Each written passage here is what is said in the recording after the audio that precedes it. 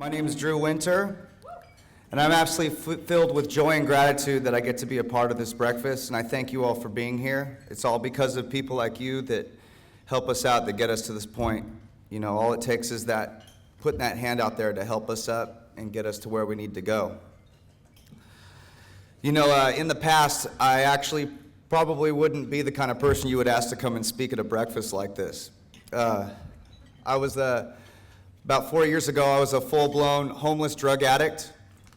I had nothing to live for but to get loaded and to just merely exist. My whole life was centered around going out and getting loaded and staying loaded as long as I could. Once that started to wear off, I knew that I felt feelings, and I knew that that's when I had to go out and get loaded again. I had no idea how to deal with life. I would actually walk through shopping markets or anywhere that I went, and parents would pull their kids away from me. I used to panhandle on the side of the road, and people would throw change at me and say, "Go get a job, loser," or throw rocks at me. So pretty much I was considered less than human.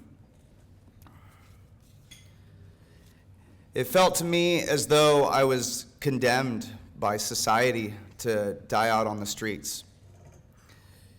My entire life's objective, as I said, was to find a way and means to get loaded. I started using drugs at the age of 10 years old. It was an endless cycle, and it pushed me into a seemingly hopeless state of mind. I had no idea how to get myself out of it. I knew I had a family out there that loved and cared for me. A couple of them are actually here today. I knew that they loved and cared for me so much, but I was so ashamed of who I had become that I just couldn't face the music. I couldn't face them. I couldn't let them see the person that I'd become. Day in and day out, all I could think of is how my parents someday would find me dead in a bush somewhere, surrounded by junkies and filth. But it did turn out one day my parents did find me. Little did I know, my mother, she was posting on my Facebook, trying to find sightings of me, people who would see me out on the streets, walking around, and they would put up these postings letting people know where I was at. I saw him here, I saw him there in different slums. My dad followed those posts, and every weekend he would go out with a bag of food in search for me. And he told me that he actually found a couple other homeless people who asked him where I was, and he would give them that bag of food and try again next weekend. They'd been looking for me for weeks, and finally when he spotted me, he barely recognized me. I was all sucked up, and he had the double take, he told me. He had no idea it was me at first. When I met up with him, I broke down in his arms, and I realized I just couldn't do it anymore. I couldn't deal with it anymore. I knew that I needed to change. This needed to stop. But I had no idea how to get clean. I had no idea how to live life on life's terms. I had no idea how to be a normal person, because I'd been doing the same stuff for so long. The very next morning, my Aunt Rachel, who's an officer with the Sacramento Police Department, woke me up at my camp, and she arrested me. And I just remember it very clearly, how when I gave her a hug, I felt that big bulletproof vest, and I was just in tears, and she was in tears putting on the handcuffs, and just, it was so tough, you know. And I'll admit, at the moment, I was pretty upset, but later on, I've come to find that it was probably the best thing for me.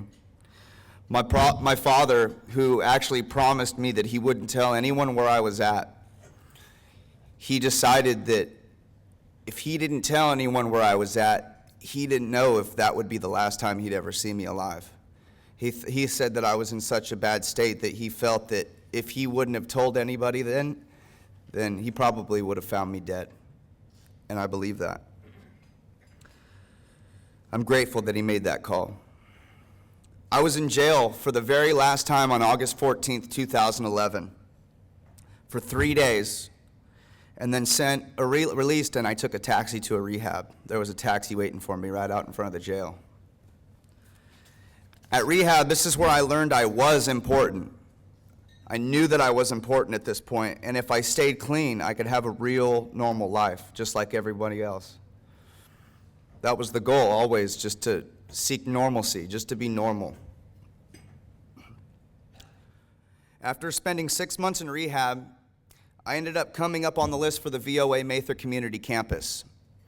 This is where everything changed. This is where everything just shot up. I was thrust into a new positive and incredibly supportive environment, and it was something I'd never experienced before. These people just treated you with love and respect, and they cared for you. And it was the first time that I actually felt love outside of my family. And I knew that I was where I was meant to be. I knew that this is where I had to be. I knew that this was good, and I was finally doing something good for myself. I knew I had a vision now. I knew where I needed to go. It felt like I was part of a new family. I learned how to communicate at Mather by listening first. They taught me in classes like Toastmasters how to hold my head up high when I speak, to speak with confidence, to show that I'm proud, and how to get my point across. Through Volunteers of America, I gained tools to combat just about every single issue in life or what my employer throws at me. I was even given the ability to teach my own classes at Mather. They trusted in me. I started classes up to welcome new people with the help of some people at Mather. We ran the community and we made good of it. I was able to give back what I learned. I taught a computer class at Mather Community Campus from what I learned in college classes that I was currently taking, which I am a straight A student. I never knew that I could do that. Thank you.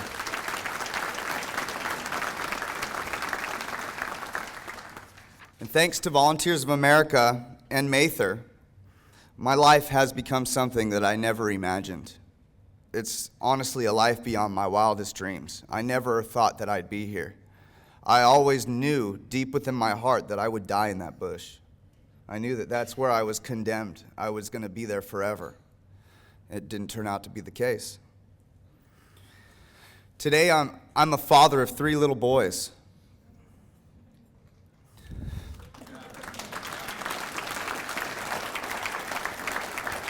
With another one on the way.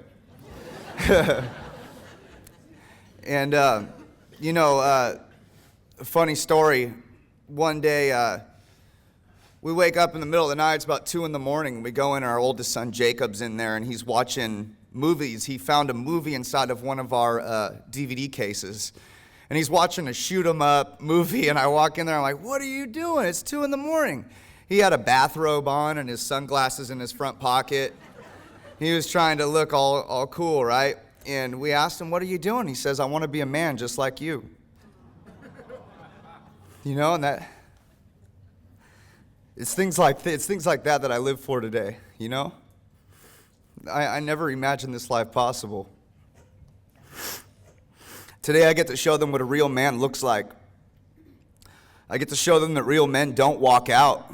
Real men put their families first. They put their jobs first. Real men don't use drugs. They don't go homeless. They stick around and do what a real man's supposed to do. They respect one another. I was also given an immense opportunity with the help of VOA and Mather Community Campus to be an employee at an amazing company called Bonnie Plumbing.